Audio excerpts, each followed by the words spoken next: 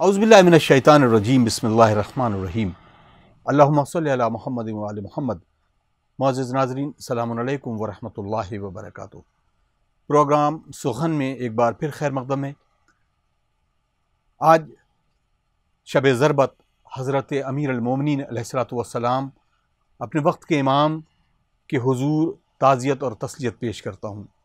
ناظرین اکرام، ایک ایسی ذات جس نے اسلام کو سینچا اپنے خون کے ذریعے اور جس نے ہر لمحہ حضور سرور کائنات کی نصرت کی اور اطاعت کی، امیر المومنین حضرت علی ابن ابی طالب علیہ الصلوۃ والسلام کی اس شب ضربت ہم ان کی تعلیمات کی عکاسی کرتے ہوئے ہم ان کے کردار اور ان کے بتائے ہوئے باتوں پر تبادلہ خیال کریں گے۔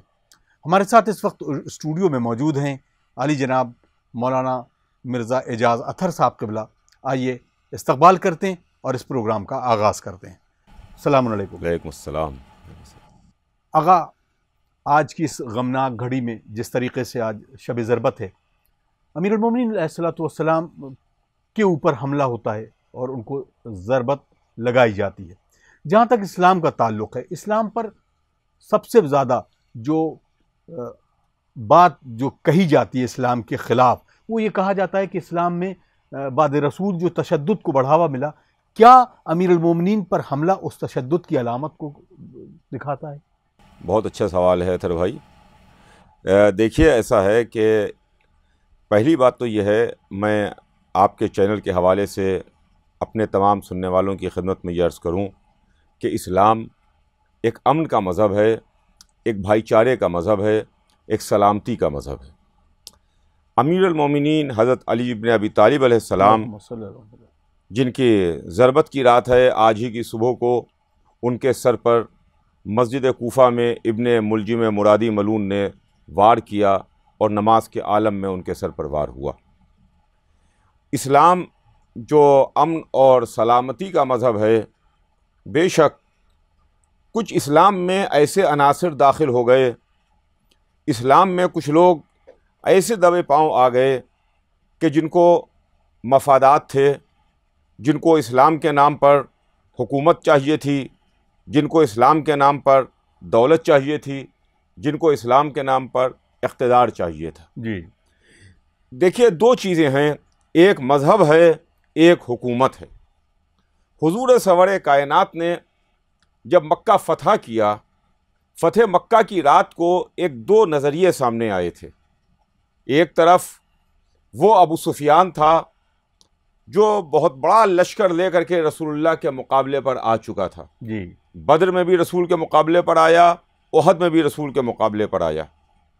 جب فتح مکہ کی رات اس نے ایک بلندی پر سے مسلمانوں کو دیکھا اور دیکھ کر کے جناب کہا کہ دیکھو تمہارے بھتیجے نے کتنا بڑا لشکر جمع کر لیا ہے، کتنا بڑا لشکر جمع کر لیا ہے۔ جی، تو ابو سفیان کا ایک نظریہ تھا کہ جو اسلام کو دیکھ کے حکومت کا سمجھ رہا تھا، اسلام کو دیکھ کر کے لشکر سمجھ رہا تھا، جی، تو اسلام کو دیکھ کے حکومت سمجھنے والے، اسلام کو دیکھ کے لشکر سمجھنے والے، اسلام کے نام پر دولت اور حکومت اور اقتدار حاصل کرنے والے، ان لوگوں کی نظر میں اسلام کی دوسری امیج ہے، اور جو رسول اللہ دین لے کر کے آئے، آل رسول نے دین کو پھیلایا اور پہنچایا، ان کی نظر میں اسلام وہی ہے کہ جیسا اسلام اللہ نے بھیجا ہے، جیسا اللہ چاہتا ہے، جس کے لیے قرآن میں کہا گیا کہ ان الدین عند اللہ الاسلام،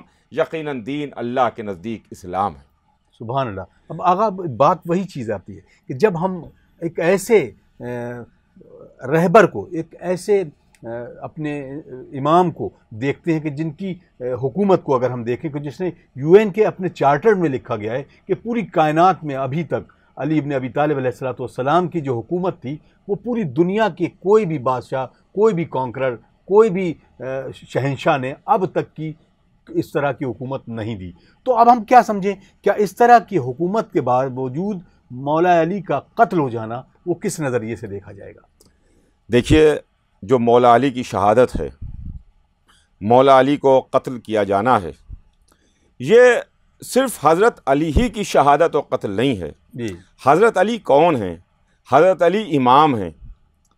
ہم ایک شیعی نقطہ نظر سے، ایک مسلمان کے نقطہ نظر سے آپ نہ دیکھیے کہ علی کو آپ خلیفہ مانیے، کہ علی کو امام مانیے، کہ رسول کا داماد اور جانشین مانیے، کہ اسلام کا مددگار مانیے. جی اس حیثیت کے علاوہ ہٹ کر کے اگر آپ دیکھیے تو حضرت علی بہت بڑے عالم بھی تھے، حضرت علی بہت بڑے شجاع بھی تھے، کیا کہنے. حضرت علی بہت بڑے بہادر بھی تھے، حضرت علی بہت بڑے حکیم بھی تھے، حضرت علی بہت بڑے فلسفی بھی تھے. تو حضرت علی کا قتل صرف ایک ایسی ذات و شخصیت کا قتل نہیں ہے کہ جو امام ہے، رہبر ہے، امام اول ہے، رسول کا داماد اور جانشین ہے، شیعوں کا پہلا امام ہے، مسلمانوں کا چوتھا خلیفہ ہے. نہیں نہیں، بلکہ یہ انسانیت کا قتل ہوا ہے، علم کا قتل ہوا ہے، شجاعت کا قتل ہوا ہے، طہارت کا قتل ہوا ہے، انسانیت کا قتل ہوا ہے. اور بہت بڑے فلسفی تھے مولا علی، ایک فلسفی کا قتل ہوا ہے. تو یہ آپ اس کو اس طرح سے دیکھیے کہ جس نے حضرت علی کو قتل کیا، اس نے صرف علی ہی کو نہیں قتل کیا ہے بلکہ تمام اچھائیوں کے اوپر اس نے وار کیا ہے. کبھی برائیاں ہمیشہ یہ چاہیں گی کہ اچھائیاں نہ باقی رہیں، اندھیرے ہمیشہ روشنیوں کے دشمن ہوتے ہیں، باطل حق کا دشمن ہوتا ہے. کیا تو ابن کہنے. ملجم مرادی ملعون نے جو حضرت علی علیہ السلام کے سر پر وار کیا، ضرب لگائی، یہ حضرت علی ہی کے سر پر وار و ضرب نہیں ہے بلکہ اس کے سر کے اوپر وار ہے، اس کے سر کے اوپر ضرب ہے کہ جس کو اللہ بھی دوست رکھتا تھا، جس کو اللہ کا رسول بھی دوست رکھتا تھا. کیا کہنے کیا کہنے. اب سرکار بات قاتل تک آتی ہے تو جب بھی قاتل کا نام آتا ہے تو اس کا نام آتا ہے عبد الرحمن ابن ملجم مرادی. لیکن پس پردہ جب بھی بات آتی ہے، اب کچھ افراد ایسے ہیں کہ جو نام لینے لگے ہیں کہ یقیناً، تو ہم اس فلسفے کی طرف، اس بات کی طرف بڑھتے ہیں کہ کیوں ایسا ہوا کہ جو پس پردہ لوگ تھے ان کا نام سامنے منظر عام پر نہیں آ سکا. اس کی کیا ایک وجہ تھی؟ دیکھیے، بڑی اچھی بات آپ کہہ رہے ہیں اور بڑی ایک ایسی بات ہے کہ جو اسلام میں ظاہر کرتے ہوئے لوگوں کی زبانیں لکنت کھاتی ہیں. جی اس کے اندر، اس کے پیچھے وہ لوگ جن کے دلوں میں خلافت کی آرزو تھی، وہ لوگ جن کے دلوں میں یہ تمنا تھی کہ علی ان کے بیچ روڑا بن رہے ہیں. حضرت علی حق کو حق کہتے تھے، باطل کو باطل کہتے تھے، بے شک. صحیح کو صحیح کہتے تھے، غلط کو غلط کہتے تھے، برائی کو برائی کہتے تھے، اچھائی کو اچھائی کہتے تھے. وہ لوگ، وہ تمام نظریے، وہ تمام فکریں جن کو اچھائیاں پسند نہیں تھیں، ان کو حضرت علی کبھی اچھے نہیں لگتے تھے. جیسا ابھی آپ نے جو اس کے پہلے والے سوال میں بات کہی تھی، میں ذرا سا اس کے سلسلے میں بھی آپ کی خدمت میں بات عرض کرتا چلوں کہ دیکھیے، حضرت علی علیہ السلام کا جو دور حکومت گزرا، جی اور جیسا آپ نے UN کا حوالہ ابھی آپ نے اپنے بیان میں دیا کہ ایسا کوئی بادشاہ اور ایسا کوئی حکمران نہیں گزرا جیسے حضرت علی گزرے. جی دنیا میں جب سے حکومت ہے، جب سے بادشاہت ہے، دیکھیے اس کا رنگ بدلتے رہتے ہیں، انداز بدلتے رہتے ہیں. یعنی لوگوں کو ڈومینیٹ کرنا، اپنا حکم، اپنی رائے لوگوں پر چلانا. جب سے انسانیت میں یہ نظام، یہ سسٹم قائم ہوا، اس وقت سے لے کر کے آج تک جی جتنے بھی بادشاہ گزرے ہوں، جتنے بھی حکمراں گزرے ہوں، جتنے بھی شہنشاہ گزرے ہوں، جو بھی نظام ہو، چاہے وہ ڈیموکریسی ہو، چاہے وہ ڈکٹیٹرشپ ہو، چاہے وہ بادشاہت ہو، جو بھی ہو، اس کو آپ جن الفاظ میں ادا کر لیجئے.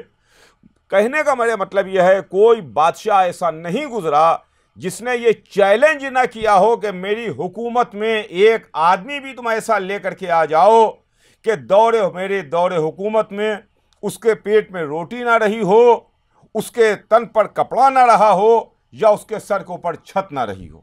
کیا اکیلے حضرت علی علیہ السلام ایسے بادشاہ کا نام ہے، ایسے حکمراں کا نام ہے کہ جن کے مختصر سی دور حکومت میں، مختصر سے دور حکومت میں، بہت لمبا حضرت علی کا حکومت کا دور نہیں ہے، اس میں ایک شخص بھی ایسا نہیں تھا کہ جو بھوکا سویا ہو، جی ایک شخص بھی ایسا نہیں تھا جس کے جسم کے اوپر لباس نہ رہا ہو، ایک شخص بھی ایسا نہیں تھا جس کے سر کے اوپر چھت نہ رہی ہو۔ یعنی روٹی، کپڑا اور مکان، ان تینوں سہولیتوں کو، ان تینوں ضرورتوں کو اگر کسی بادشاہ نے پوری تاریخ انسانیت میں فراہم کیا ہے تو اس شہنشاہ کا نام علی ابن ابی طالب علیہ کیا السلام۔ کہنا، جزاک اللہ جزاک اللہ۔ دیکھیے یہی دشمنیاں ہیں، جی یہی چنگاری ہے جو بعد میں جا کر کے شعلہ بن رہی ہے، یہی چیز ہے جو بعد میں جا کر کے شعلہ بن جاتی ہے اور آگ بن جاتی ہے۔ کچھ لوگوں کو یہ چیز ناپسند تھی، علی کا انصاف ناپسند تھا۔ جب علی خلیفہ وقت تھے اور دو لوگ علی کی خدمت میں آئے رات کے وقت، جی مولا علی بیت المال میں بیٹھے ہوئے حساب کر رہے تھے، بیت المال کا حساب کر رہے تھے، چراغ جل رہا تھا کہ ایک مرتبہ آنے والوں کو علی نے دیکھا، ان سے پوچھا کہ آپ کیسے آئے ہیں؟ تو ان کا بس ایسے ہی آپ سے ملاقات کے لیے، ملنے کے لیے آئے۔ کیا کہنا۔ تو حضرت علی نے چراغ کو بجھا دیا، تو انہوں نے یہ بات کہی کہ یا علی، آپ نے چراغ بجھا کیوں دیا؟ آپ نے اندھیرا کیوں کر دیا؟ تو حضرت علی نے ان سے کہا کہ بھائی دیکھو، یہ جو چراغ جل رہا ہے یہ بیت المال کے پیسے کا تیل استعمال ہو رہا ہے۔ کیا کہنا۔ میں اس وقت جو کام کر رہا ہوں وہ بیت المال کا کام کر رہا ہوں، سرکاری کام کر رہا ہوں، جی اور یہ جو چراغ میں تیل جل رہا ہے سرکاری پیسے کا ہے۔ تم مجھ سے پرائیویٹ گفتگو کرنے آئے ہو، تم مجھ سے پرائیویٹ بات چیت کرنے کے لیے آئے ہو، لہٰذا میں یہ نہیں چاہتا کہ پرائیویٹ بات چیت میں، نجی بات چیت میں سرکاری پیسہ استعمال ہو، اس لیے میں نے چراغ کو بجھا دیا۔ تو بتائیے کہ وہ لوگ جو تمنائیں لے کے علی کے پاس آ رہے تھے کہ کسی ملک کی گورنری مل جائے، کہیں ملک کا اقتدار مل جائے، علی سے کچھ حاصل ہو جائے، تو ان کے دل کیسے بجھ گئے ہوں گے کہ علی کے سامنے تو ان کی دال گلنے والی نہیں ہے، کہ جو اتنا معمولی حساب رکھتا ہو کہ چراغ میں جلنے والے تیل کے پیسے کا حساب رکھ رہا ہو، اب اس کے سامنے کیسے ہم کہیں کہ ہمیں فلاں ملک دے دیجئے، فلاں گورنری دے دیجئے، بیت المال سے میرا حصہ زیادہ کر دیجئے۔ اب آپ سوچ سکتے ہیں کہ یہی وہ تمام چیزیں ہیں کہ جس نے مولا علی کی عداوت و دشمنی کو بھڑکا دیا تھا۔ کیا کہنا۔ اب سرکار آخر میں یہ جاننا چاہوں گا کہ جب مولا کائنات نے اپنی عدالت کو، عدالت عظمیٰ کو سب سے اوپر رکھا، اور یقیناً آج وہی تاریخ ہے کہ جو یون میں لکھا جاتا ہے کہ ایسا شہنشاہ، ایسا بادشاہ پوری دنیا کو نہیں ملا، مولا کائنات کی ایسے کون سے حدیث یا ایسا کون سا واقعہ ہے جو آپ ہمیں پیش کریں گے، اور ہمارے نوجوانوں کے لیے، اور آج کل کے اس بحران میں جہاں پر تشدد اور جہاں پر ہر طرح کی مشکلات پیش آ رہی ہیں، وہ ہمارے لیے نظیر بھی بن جائے اور مشعل راہ بھی بن جائے؟ دیکھیے حضرت علی علیہ السلام کی یوں تو زندگی میں جو معجزات ہیں، جو واقعات ہیں، جو حضرت علی کے کارنامے ہیں، وہ ایک موجیں مارتا ہوا سمندر ہے۔ بے شک۔ اب انسان کے اپنی اپنی صلاحیت اور اس کی اپنی اپنی استعداد کے اوپر ہے کہ وہ اس سمندر سے کتنا حاصل کر لے۔ کیا کہنے۔ 1400 برس ہو گئے ہیں کہ حضرت علی علیہ السلام کے خطبے، حضرت علی علیہ السلام کے ارشادات، حضرت علی علیہ السلام کے واقعات، حضرت علی علیہ السلام کی باتیں ہمارے درمیان موجود ہیں۔ اس سے ان کے چاہنے والے ہی نہیں، ان سے عقیدت و محبت رکھنے والے ہی نہیں، بلکہ تمام لوگ جن کو بھی پتہ چلتا ہے وہ آتے ہیں اور اس سمندر سے فیضیاب ہو کر کے چلے جاتے ہیں۔ کیا کہنے۔ یہاں سے اپنے ظرف کے مطابق کچھ حاصل کر لیتے ہیں، کچھ لے لیتے ہیں۔ جی سب سے بڑی بات تو یہ ہے کہ مولا کائنات نے جو سب سے زیادہ زور دیا ہے، میں اپنے نوجوانوں کو، میں بچوں کو، میں آج تمام اپنے سننے والوں کو اس شب کے حوالے سے یہ بات بتانا چاہتا ہوں کہ حضرت علی نے جو سب سے زیادہ زور دیا ہے وہ علم کے اوپر زور دیا ہے، واہ واہ واہ واہ، بے شک۔ اور علم حاصل کرنے پر زور دیا ہے۔ چنانچہ اگر ایک طرف حضرت علی میدان کے بہت بڑے شہسوار ہیں، بہت بڑے بہادر ہیں، شاہ لافتہ ہیں، صاحب ذوالفقار ہیں، تو دوسری طرف حضرت علی ہی وہ ہیں جنہوں نے آ کے ممبر پر دعویٰ سلونی کیا تھا واہ واہ واہ واہ، کہ پوچھ لو مجھ سے جو تمہارا دل چاہے، سوال کر لو مجھ سے جو تمہارے دل میں آئے۔ تو میرا یہی پیغام ہے اور یہی مجھے کہنا ہے آپ تمام حضرات سے کہ زیادہ سے زیادہ علم حاصل کیجئے، اس لیے کہ علم حاصل کرنے میں دو فائدے ہیں، جی دو فائدے ہیں۔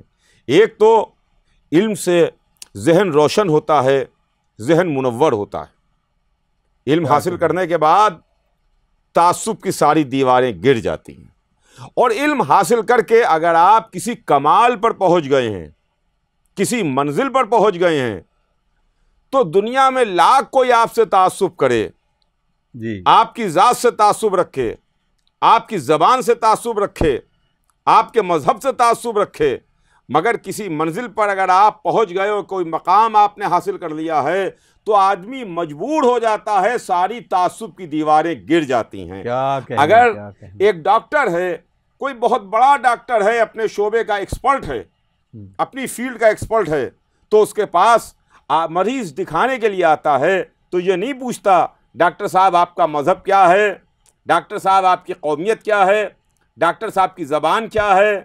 معلوم ہے کہ یہ سب سے اچھا ڈاکٹر ہے، جاؤ گے تو تم کو شفا ملے گی، سب سے اچھا وکیل ہے، کیس لے کے جاؤ گے تو جیتو گے، سب سے بڑا انجینئر ہے، اس کے پاس جاؤ گے بہترین عمارت کا نقشہ تعمیر کرے گا۔